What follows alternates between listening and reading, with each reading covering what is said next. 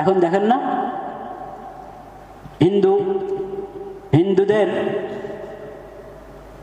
তাদের জানমালের নিরাপত্তা আমাদের এই দেশে আছে কি নাই?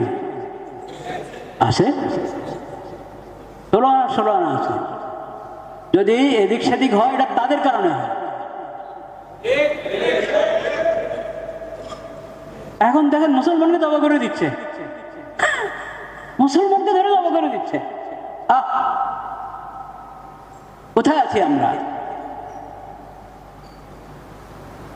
কিন্তু আমরা এই কথা বলি না যে ওদের কয়েকজনকে ধরে দাবা করে দাও, না, আমরা বলি যে ইনসাফের সাথে বিচার হয়।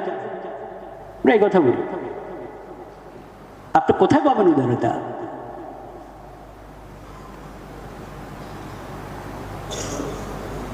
লা ইলাহা ইল্লাল্লাহ মান ইয়াহদিহিল্লাহু ফালা মুদিল্লা লাহু।